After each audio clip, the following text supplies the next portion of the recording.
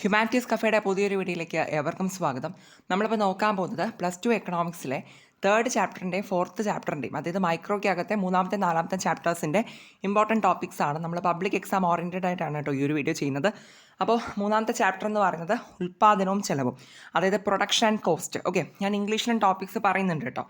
Okay, അപ്പോൾ നമുക്ക് നോക്കാം. ഇതിനകത്ത് ആദ്യമേ നമ്മൾ പഠിക്കേണ്ടത് ഉൽപ്പാദന ധർമ്മം എന്താണെന്നുള്ളതാണ്. അതായത് പ്രൊഡക്ഷൻ ഫംഗ്ഷൻ എന്ന് നമുക്ക് എന്താണ് ഇംഗ്ലീഷിൽ പറയാം. ഓക്കെ, പ്രൊഡക്ഷൻ ഫംഗ്ഷൻ അല്ലെങ്കിൽ ഉൽപ്പാദന ധർമ്മം നമുക്കൊരു 1 മാർക്കായിട്ടോ 2 മാർക്സ് ആയിട്ടോ ചോദിക്കാറുണ്ട്. സോ അത് എന്താണെന്നുള്ളതൊന്നും പഠിച്ചു വയ്ക്കുക. പിന്നെ നമ്മുടെ സമോൽപ്പന്ന വക്രം അല്ലെങ്കിൽ ഐസോകോണ്ട് എങ്ങനെയാണ്, എന്താണ് ആ ഫിഗറിനെ കുറിച്ച് പഠിക്കണം.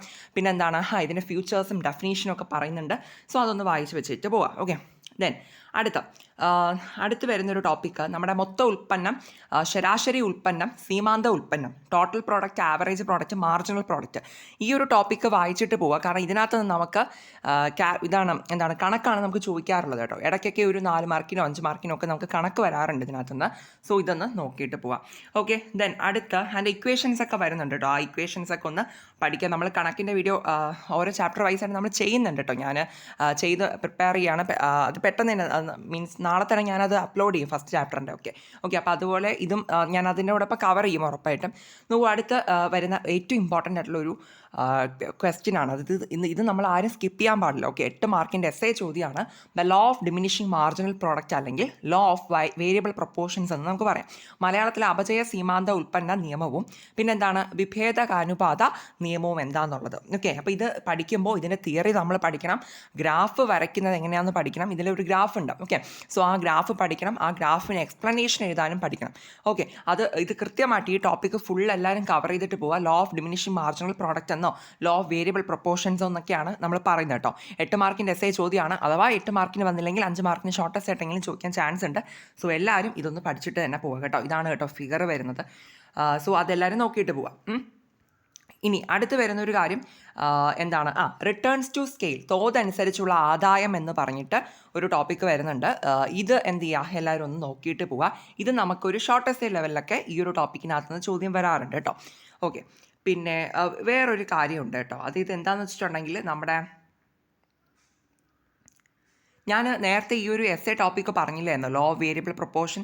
ഇതിനകത്ത് നമ്മൾ പഠിക്കുമ്പോൾ ഒരു 3 സ്റ്റേറ്റസിനെ പറ്റിയിട്ടൊക്കെ പറയുന്നുണ്ട് കേട്ടോ. അതായത് എന്താ പറയുക, റിട്ടേൺസ് ടു ഫാക്ടറിനെ പറ്റിയിട്ടൊക്കെ ഇതിനകത്ത് പറയുന്നുണ്ട്. നിങ്ങൾ ആ ടോപ്പിക്ക് വായിച്ച് കഴിഞ്ഞാൽ അങ്ങനെയൊക്കെ കിട്ടും. സോ ഈ ഒരു ടോപ്പിക്ക് എന്തായാലും മസ്റ്റായിട്ട് എല്ലാവരും പഠിച്ചിട്ട് പോവുക. വീണ്ടും എന്താണെന്ന് വെച്ചിട്ടുണ്ടെങ്കിൽ ഇതാരും സ്കിപ്പ് ചെയ്യാണ്ടിരിക്കാൻ വേണ്ടിയിട്ടാണ് കേട്ടോ. ഇതിനകത്തുള്ള ഫിഗറും ഞാൻ പറഞ്ഞ ആ ഒരു കാര്യങ്ങളും ഒക്കെ കൃത്യമായിട്ട് നോക്കി പോവുക. ഫുള്ള് ഈ ഒരു ടോപ്പിക്കൊക്കെ പഠിച്ചിട്ട് തന്നെ പോകണം കേട്ടോ, ലോ ഓഫ് വേരിയബിൾ പ്രൊപ്പോർഷൻ എന്ന് പറയുന്നത്. ഓക്കെ, ഇനി നമുക്ക് കോസ്റ്റിൻ്റെ ഭാഗത്തോട്ടാണ് വരുന്നത്. പിന്നെ നിങ്ങൾക്ക് അറിയുന്നുണ്ടായിരിക്കും, ഇപ്പോൾ എന്തായാലും നിങ്ങൾ ഓണം ക്രിസ്മസ് എക്സാം ഒക്കെ എഴുതിയിട്ടുള്ളവരല്ലേ, ഈ ഒരു TP AP MB അതുപോലെ തന്നെ ഈ പല ഗ്രാഫുകളുടെ ഷേപ്പൊക്കെ നമുക്ക് 1 വേർഡിന് ഇഷ്ടം പോലെ ചോദിക്കാറുണ്ട്. സോ ഇക്വേഷൻസ് വരാം, അല്ലെങ്കിൽ ഇതിൻ്റെയൊക്കെ ഷേപ്പ് വെച്ചിട്ടൊക്കെ ക്വസ്റ്റ്യൻസ് വരാറുണ്ട് 1 വേർഡ്സിന്. സോ അതുകൊണ്ട് തന്നെ ഇതൊക്കെ ശ്രദ്ധിച്ച് വേണം നിങ്ങൾ പഠിക്കാൻ വേണ്ടിയിട്ട്. ഇനി അടുത്ത് ഈ ഒരു ചാപ്റ്ററിൻ്റെ ഭാഗം വരുന്നത് കോസ്റ്റ്, ചിലവുകളെ പറ്റിയിട്ടാണ്. അപ്പോൾ കോസ്റ്റിനകത്ത് നമുക്ക് ഒരു ഡൗട്ടും ഇല്ല, ഉറപ്പായിട്ടും ചോദിക്കുന്നത് 8 മാർക്കിനൊരു എന്താ പറയുക, ഒരു കണക്കാണ് നമുക്ക് കോസ്റ്റിൻ്റെ ഭാഗത്ത് നിന്ന് വരുന്നത് അല്ലേ. നമ്മൾ പഠിച്ചിട്ടില്ലേ, ഒരു വലിയ ടേബിളൊക്കെ നമ്മൾ ഫില്ല് ചെയ്യുന്ന രീതിയിലൊരു കണക്ക്. അത് ഞാൻ വീഡിയോ ചെയ്യുന്നുണ്ട് കേട്ടോ. ഓക്കെ, അപ്പം അതിനകത്ത് നമ്മൾ AVC AC MC എന്നൊക്കെ പറഞ്ഞിട്ട് കുറേ കാര്യങ്ങൾ നമ്മൾ കാൽക്കുലേറ്റ് ചെയ്ത് കണ്ടുപിടിക്കുന്നില്ലേ, ഒരു ടേബിൾ, ഇങ്ങനെ വലിയൊരു ടേബിളൊക്കെ വരച്ച്. ആ ഒരു കണക്കാണ് അത്. 8 മാർക്കിന് ഉറപ്പാണ് കേട്ടോ. അത് എന്തായാലും നമുക്ക് ചോദിക്കും. കാരണം PYQസിൽ ഒരുപാട് തവണ, മീൻസ് കുറേ വർഷങ്ങളായിട്ട് അങ്ങനെ PYQസിൽ 8 മാർക്കിന് ഈ ഒരു കണക്കിൻ്റെ ചോദ്യം വരാറുണ്ട്. സോ അതുകൊണ്ട് തന്നെ ഇതെന്തായാലും ചോദിക്കും. ഈ ഒരു ചാപ്റ്ററിൽ നിന്ന് കോസ്റ്റ്, ചിലവുകളുടെ ആ ഒരു ടോപ്പിക്കിനകത്തു നിന്നാണ് ഈ ഒരു കണക്ക് നമുക്ക് വരുന്നത്. 8 മാർക്കിൻ്റെ കണക്കാണ്. ഇനി അഥവാ 8 മാർക്കിന് വന്നില്ല എന്നുണ്ടെങ്കിൽ എന്ത് ചെയ്യും, ഉറപ്പായിട്ടൊരു 5 മാർക്കിന് ആ ടേബിൾ ഫില്ല് ചെയ്യാൻ വേണ്ടിയിട്ടെന്ന് പറഞ്ഞിട്ട് അങ്ങനെ ചോദിക്കാറുണ്ട് കേട്ടോ. അപ്പോൾ അതുകൊണ്ട് തന്നെ ഇത് പഠിച്ചു കഴിഞ്ഞാൽ നമുക്ക് എന്തായാലും മാർക്ക് കിട്ടുമെന്നുള്ളത് ഉറപ്പാണ്. എവിടെ നിങ്ങൾ പഠിക്കുമ്പോൾ ഇതിന് കുറേ ഇക്വേഷൻസ് പഠിക്കാനുണ്ട്, പലതിൻ്റെയും ഷേപ്പ് പഠിക്കാനുണ്ട്. ഞാൻ പറഞ്ഞ ആ ടേബിൾ ഫോർമാറ്റ് ഇതാണ് കേട്ടോ. ഓക്കെ, അപ്പോൾ ഇതിൻ്റെയൊക്കെ ഷേപ്പും ഇക്വേഷൻസും ഒക്കെ പഠിക്കാനുണ്ട്. അതൊക്കെ നിങ്ങൾ ശ്രദ്ധിച്ച് തന്നെ പഠിക്കണം. കാരണം അതൊക്കെ നമുക്ക് എന്താക്കാറുണ്ട്, 1 വേർഡ്സിന് ചോദിക്കാറുണ്ട്. സോ നമുക്ക് അവിടെ കൺഫ്യൂഷൻ വരാൻ പാടില്ല. കാരണം നമ്മളിങ്ങനെ ഒരുപാട് സംഭവങ്ങളുടെ ഇക്വേഷൻസും ഷേപ്പും ഒക്കെ ഷേപ്പിൻ്റെ പേരൊക്കെ ഇങ്ങനെ പഠിക്കുമ്പോൾ നമ്മൾ ശ്രദ്ധിച്ച് പഠിച്ചില്ല എന്നുണ്ടെങ്കിൽ അവസാനം ഭയങ്കര കൺഫ്യൂഷൻ വരാൻ ചാൻസ് ഉണ്ട്. സോ ഇതെല്ലാം ശ്രദ്ധിച്ച് തന്നെ പഠിക്കാം. അപ്പോൾ ഞാൻ ഒന്നുകൂടി പറയുകയാണ്, ഈ ഒരു തേർഡ് ചാപ്റ്ററിനകത്തുനിന്ന് പ്രൊഡക്ഷൻ ആൻഡ് കോസ്റ്റ് എന്ന് പറയുന്ന ഈ ഒരു ചാപ്റ്ററിനകത്തുനിന്ന് നമ്മൾ മെയിനായിട്ട് പഠിക്കേണ്ട 2 ചോദ്യങ്ങളാണ് മെയിൻ എസ് എ ടോപ്പിക്കുകൾ എന്ന് പറയുന്നത്. ഒന്നാ ലോ ഓഫ് വേരിയബിൾ പ്രൊപ്പോർഷൻ എന്ന് പറഞ്ഞില്ലേ, ആ ഒരു ചോദ്യം നിങ്ങൾ പഠിക്കുക. അവിടെ അതിൻ്റെ എക്സ്പ്ലനേഷൻസ് ഫുള്ള് പഠിക്കണം, തിയറി പോർഷൻ, പിന്നെ ഗ്രാഫ് പഠിക്കണം. ഓക്കെ, അത് ഗ്രാഫിൻ്റെ എക്സ്പ്ലനേഷൻസ് ഇത് അവിടെ പഠിക്കുക. രണ്ടാമത്തെ ഒരു 8 മാർക്കിൻ്റെ ചോദ്യമാണ് ഒരു കണക്ക് ഞാൻ പറഞ്ഞത്, ഈ കോസ്റ്റിൻ്റെ ഭാഗത്തു നിന്ന് വരുന്ന കണക്ക്. പിന്നെ ഞാൻ പറഞ്ഞു ഇതിൻ്റെ പല കാര്യങ്ങളും എടുത്തിട്ട് ഈ ഒരു ചാപ്റ്ററിന് അകത്തുനിന്ന് പല കാര്യങ്ങളും എടുത്തിട്ട് എന്ത് ചെയ്യും, ഷേപ്പ്, അതിൻ്റെ ഷേപ്പ് എന്താണ്, ഇപ്പോൾ ടി സിയുടെ ഷേപ്പ് എന്താണ്, എം സിയുടെ ഷേപ്പ് എന്താണ്, അങ്ങനെ പറഞ്ഞ ഷേപ്പ് എന്താണെന്നുള്ളത് ചോദിക്കാം 1 വേർഡായിട്ട്. അതുപോലെ തന്നെ ഇതിൻ്റെയൊക്കെ ഇക്വേഷൻസും ഒന്ന് പഠിച്ചിട്ട് പോകണം കേട്ടോ. അപ്പോൾ ആ ഒരു ചാപ്റ്റർ അങ്ങനെ മിസ് ഔട്ട് ആക്കാൻ പാടില്ല, ഇമ്പോർട്ടൻ്റ് ആകുക. ഓക്കെ, ഇനി അടുത്ത് നമുക്ക് വരുന്നതാണ് 4th ചാപ്റ്റർ, പൂർണ്ണകിട മത്സര വിപണിയിലെ ഉൽപ്പാദക സ്ഥാപന സിദ്ധാന്തം, അതായത് പെർഫെക്റ്റ് കോമ്പറ്റീഷൻ. ഓക്കെ എന്നാണ് നമ്മുടെ ചാപ്റ്ററിൻ്റെ പേരൊന്ന്, പെർഫെക്റ്റ് കോമ്പറ്റീഷൻ. അപ്പോൾ ഇതിനകത്തുനിന്ന് ഒരു 8 മാർക്കിൻ്റെ ഒരു എസ് എ ചോദ്യം തന്നെയാണ്. ഞാൻ ഈ എസ് എ ചോദ്യങ്ങളുടെ കാര്യം പറഞ്ഞപ്പോൾ നേരത്തെ ഞാൻ പറഞ്ഞില്ലേ, 8 മാർക്കിന് വന്നില്ല എന്നുണ്ടെങ്കിൽ ഉറപ്പായിട്ടും 5 മാർക്കിന് ചോദിക്കുക, അത് ഉറപ്പുള്ള കാര്യമാണ്. ഇവിടെ നമുക്ക് പഠിക്കേണ്ടത് ആദ്യമേ തന്നെ എന്താണ് perfect competitive market, perfect competition എന്ന് വെച്ചാൽ എന്താണ്, അതായത് പൂർണ്ണകിട മത്സര വിപണി എന്ന് വെച്ചാൽ എന്താണ്, അതിൻ്റെ ഡെഫിനേഷൻ കൃത്യമായിട്ട് പഠിക്കുക എന്താണെന്നുള്ളത്. ആൻഡ് ഈ പെർഫെക്റ്റ് കോമ്പറ്റീഷൻ്റെ ഫ്യൂച്ചേഴ്സ് കുറേ പോയിന്റ്സ് കൊടുത്തിട്ടുണ്ട്, ആ പോയിന്റ്സ് എല്ലാം കൃത്യമായിട്ട് പഠിക്കുക. പിന്നെന്താണ് അതിൻ്റെ ഫ്യൂച്ചേഴ്സ് നമ്മൾ പ്രത്യേകിച്ച് നമ്മൾ എഴുതണം, പ്രത്യേകിച്ച് അങ്ങനെ ചോദിക്കാറുമുണ്ട് കേട്ടോ. ഓക്കെ, പിന്നെ അത് മാത്രമല്ല ഇതിനകത്ത് ഒരു ഭാഗം വരുന്നുണ്ട്, എന്താണെന്നറിയോ, പ്രോഫിറ്റ് മാക്സിമൈസേഷൻ എന്ന് പറഞ്ഞിട്ട് ഒരു പോർഷൻ വരുന്നുണ്ട്, ലാഭം പരമാവധി ആക്കൽ എന്ന് പറഞ്ഞിട്ട്. ഓക്കെ, ഇതുകൂടി കണക്ട് ചെയ്തിട്ടാണ് നമുക്ക് എന്ത് ചെയ്യാറുള്ളത്, എസ് എക്ക് വരാറുള്ളത്. അതായത് ഞാൻ ആദ്യം പറഞ്ഞു പെർഫെക്റ്റ് കോമ്പറ്റീഷൻ അല്ലെങ്കിൽ പൂർണ്ണകിട മത്സര വിപണി എന്താണ്, അതിൻ്റെ ഡെഫിനേഷൻ എന്താണ്, ആ മാർക്കറ്റ് സിസ്റ്റം എന്താണെന്നുള്ളത് നമ്മൾ പഠിക്കണം, അത് നമുക്ക് എസ് എക്ക് എഴുതേണ്ടതാണ്. പിന്നെ രണ്ടാമത് പറഞ്ഞു അതിൻ്റെ ഫ്യൂച്ചേഴ്സ്, അതിൻ്റെ സവിശേഷതകൾ നമ്മൾ പഠിച്ച് അവിടെ എസ് എക്ക് എഴുതേണ്ടതാണ്.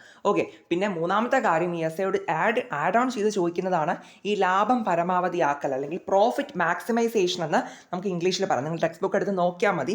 അതായത് നമുക്ക് പറയുമ്പോൾ ഈ പ്രോഫിറ്റ് മാക്സിമൈസ്ഡ് ആവാൻ വേണ്ടിയിട്ട്, അതായത് ലാഭം പരമാവധി ലെവലിൽ എത്താൻ വേണ്ടിയിട്ട് ഒരു 3 കണ്ടീഷൻസ് ആണ് ഇവിടെ പറയുന്നത്.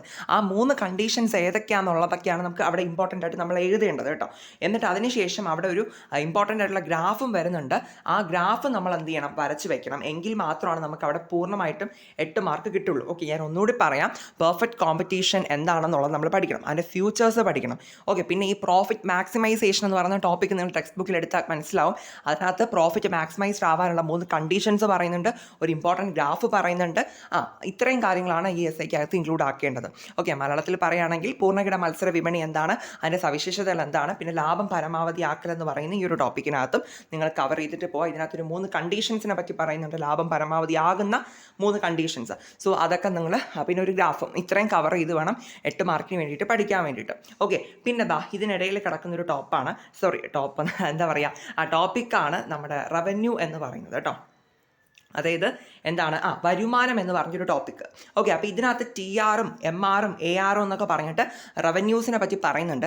ഇതിനകത്തുനിന്ന് ഒരു കാൽക്കുലേഷൻ നമുക്ക് ഇടയ്ക്കൊക്കെ ചോദിക്കാറുണ്ട്, ഒരു 4-5 മാർക്കിനൊക്കെ ഒരു കണക്ക് ചോദിക്കാറുണ്ട്. അതിൻ്റെ വീഡിയോ ഞാൻ ചെയ്യുമ്പോൾ ഇത് ഇൻക്ലൂഡ് ആക്കാം കേട്ടോ. അപ്പോൾ റവന്യൂയുടെ ഭാഗത്തുനിന്ന് ഒരു കണക്ക് വരും എന്നുള്ളത് ഉറപ്പിക്കുക. പിന്നെ അത് മാത്രമല്ല, ഇനിയിപ്പോൾ ഇതിനകത്തുനിന്ന് 1 വേർഡ്സും വരാറുണ്ട്, ഇക്വേഷൻസ് ഒക്കെ ഇതിനകത്ത് പഠിക്കുന്നുണ്ട്. ഓക്കെ, പിന്നെ ഇതിൻ്റെയൊക്കെ ഷേപ്പും നമ്മൾ പഠിക്കുന്നുണ്ട്, TR, MR, AR-ൻ്റെ ഒക്കെ. സോ അത് ഈ ഒരു എന്താ പറയുക, ഇതൊക്കെ റിലേറ്റ് ചെയ്തിട്ട് എന്ത് ചെയ്യാറുണ്ട്, നമ്മുടെ 1 വേർഡ്സും ചോദിക്കാറുണ്ട് കേട്ടോ. അതുകൊണ്ട് തന്നെ ആ ഒരു ടോപ്പിക്കിനകത്തുനിന്ന് ആ രീതിക്കൊന്ന് ഇമ്പോർട്ടൻസ് കൊടുത്ത് പഠിക്കുക. ഏറ്റവും ഇമ്പോർട്ടൻറ്റ് ഞാൻ ആദ്യം പറഞ്ഞ എസ് എ ടോപ്പിക്കാണ് കേട്ടോ. ഈ ഒരു ചാപ്റ്ററിൽ നിന്ന് ഏറ്റവും ഇമ്പോർട്ടൻ്റ് ആയിട്ട് ഒരു ഷോർട്ട് എസ് എ അല്ലെങ്കിൽ എസ് എ എന്നുള്ള നിലയ്ക്ക് നമുക്ക് വരാൻ ചാൻസ് ഉള്ളത്. ഓക്കെ, പിന്നെ വരുന്ന ഒരു 2 മാർക്ക് അല്ലെങ്കിൽ ഒരു 3-4 മാർക്കിന് അങ്ങനെ ചോദിക്കാം, അല്ലെങ്കിൽ 1 വേർഡായിട്ടും ചോദിക്കാം എന്ന് പറ്റുന്ന ടോപ്പിക്കാണ് അടച്ചുപൂട്ടൽ തലം അല്ലെങ്കിൽ ഷട്ട് ഡൗൺ പോയിന്റ് എന്താണെന്നുള്ളത്. ഓക്കെ, അതുപോലെ തന്നെ നമ്മൾ ഇമ്പോർട്ടൻസ് കൊടുത്ത് പഠിക്കേണ്ടതാണ് break even point. Okay, that is normal profit break even point എന്നോ അല്ലെങ്കിൽ സാധാരണ ലാഭനഷ്ടരഹിത ബിന്ദു എന്നും പറയാം നമുക്ക് മലയാളത്തിൽ.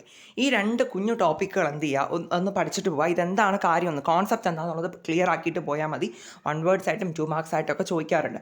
ഷട്ട് ഡൗൺ പോയിന്റ് അല്ലെങ്കിൽ അടച്ചുപൂട്ടൽ തലം, ബ്രേക്ക് ഈവൻ പോയിന്റ് അല്ലെങ്കിൽ ലാഭനഷ്ടരഹിത ബിന്ദു. ഓക്കെ, ഈ 2 ടോപ്പിക്കും കവർ ചെയ്തിട്ട് പോകണം. നമുക്കത് കുഞ്ഞു ടോപ്പിക് ആയതുകൊണ്ട് തന്നെ ആരും ശ്രദ്ധിക്കാറില്ല, പക്ഷെ അത് നമുക്ക് ഇമ്പോർട്ടൻ്റ് ആയിട്ട് ചോദിക്കുന്നതാണ് കേട്ടോ. പ്രത്യേകിച്ച് ആ ബ്രേക്ക് ഈവൻ പോയിന്റ് വളരെ ഇമ്പോർട്ടൻ്റ് ആണ് കേട്ടോ.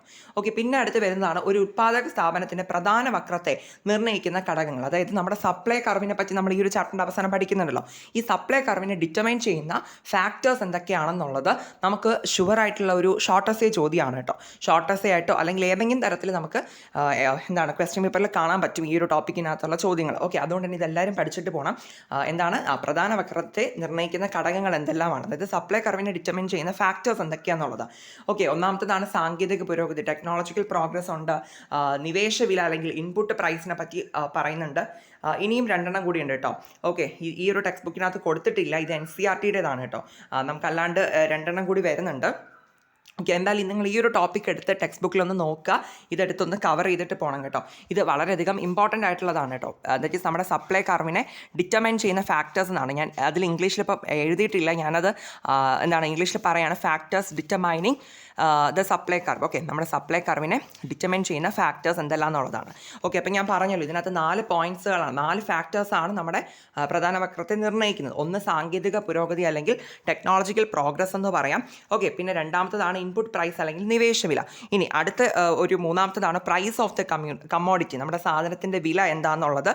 അതുപോലെ തന്നെ യൂണിറ്റ് ടാക്സ്, നികുതിയെ പറ്റിയിട്ട് ഇതിനകത്ത് പറയുന്നുണ്ട് കേട്ടോ. അപ്പോൾ ഈ 4 ഫാക്ടേഴ്സാണ് പ്രധാനമായിട്ട് ഇതിനകത്ത് നമുക്ക് പഠിക്കാനുള്ളത്. ആ 4 ഫാക്ടേഴ്സ്, ആ 4 സബ് ടോപ്പിക്കുകളെ പറ്റിയിട്ട് കൃത്യമായ ധാരണ ഉണ്ടാവണം. ഓക്കെ, കാരണം ഷോർട്ടസ്റ്റ് ആയിട്ട് നമുക്ക് ചോദിച്ചു കഴിഞ്ഞാൽ അത് 4 നമുക്ക് അവിടെ എഴുതേണ്ടി വരും, അതുകൊണ്ടാണ്.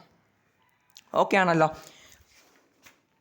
ഇനി നമുക്ക് അടുത്ത് ഇതിൻ്റെ ഒരു ലാസ്റ്റ് ഭാഗത്തോട്ട് നിങ്ങൾ എടുക്കുക, ദാറ്റ് ഈസ് നമ്മുടെ ഇലാസ്റ്റികത, അതായത് പ്രധാന വക്രത്തിൻ്റെ വില ഇലാസ്റ്റികത, price elasticity of supply curve. Okay, നമ്മുടെ സപ്ലൈയുടെ പ്രൈസ് ഇലാസ്റ്റിസിറ്റി റിലേറ്റ് ചെയ്തിട്ട് നമുക്കൊരു പ്രോബ്ലം വരാറുണ്ട് കേട്ടോ.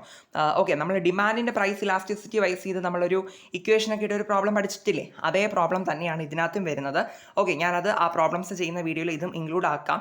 ഓക്കെ, നമ്മൾ delta Q by delta P into P by Q എന്നൊക്കെ പറഞ്ഞിട്ട് ഇക്വേഷൻ വെച്ച് ചെയ്യുന്ന ഒരു പ്രോബ്ലമാണ്. അപ്പോൾ ഈ പ്രൈസ് ഇലാസ്റ്റിസിറ്റി റിലേറ്റ് ചെയ്തിട്ട് എന്ത് ചെയ്യുക, ഒരു പ്രോബ്ലം ഉണ്ട് എന്നുള്ളത് മൈൻഡിൽ വെച്ചേക്കുക കേട്ടോ. ഇനി പിന്നെ ഇതിൻ്റെ ഏറ്റവും ലാസ്റ്റ് വരുന്ന ഈ ഒരു 3 ഫിഗേഴ്സ് നിങ്ങൾ കണ്ടായിരുന്നോ? ഓക്കെ, ഇതാണ് നമുക്ക് അടുത്ത ഏറ്റവും അവസാനമായിട്ട് ഈ ചാപ്റ്ററിൽ നിന്ന് പഠിക്കേണ്ടത്. ഓക്കെ, ഇവിടെ നമുക്ക് ജ്യാമിതീയ രീതി അല്ലെങ്കിൽ ജോമെട്രിക് മെത്തേഡ് എന്നുള്ള രീതിയിലാണ് ഇവിടെ കൊടുത്തിട്ടുള്ളത്. ഓക്കെ, അപ്പോൾ ഈ 3 ഫിഗേഴ്സ് നമ്മൾ പഠിക്കാം. അതായത് ജോമെട്രിക് മെത്തേഡിലൂടെ സപ്ലൈ കർവിനെ എന്താണ് വരച്ച് കാണിച്ചിരിക്കുകയാണ് ചെയ്യുന്നത് ഇതിലൂടെ, ജാമിതീയ രീതി. ഇത് നമുക്ക് പലപ്പോഴും എന്ത് ചെയ്യാറുണ്ട്, ഒരു 4 മാർക്കിനോ 5 മാർക്കിനോ അങ്ങനെയൊക്കെ ചോദിക്കാറുണ്ട് കേട്ടോ. ഇത് കഴിഞ്ഞ വർഷം എവിടെയൊക്കെ നമ്മൾ എന്താ പറയുക, ഈ ക്രിസ്മസ് എക്സാമിന് അങ്ങനെയൊക്കെ ചോദിച്ചിട്ടുണ്ട്, പല എക്സാമുകൾക്കും ചോദിക്കാറുണ്ട്. സോ അതുകൊണ്ട് തന്നെ ഇത് എല്ലാവരും ഒന്ന് ശ്രദ്ധിക്കുക. ഇത് ചിലപ്പോൾ നമ്മൾ പെട്ടെന്ന് അങ്ങനെ ശ്രദ്ധിക്കാതെ പോകുന്നൊരു ടോപ്പിക്കാണ്, അതുകൊണ്ടാണ് ഇത് സ്ട്രെസ് കൊടുത്ത് പറയുന്നത്.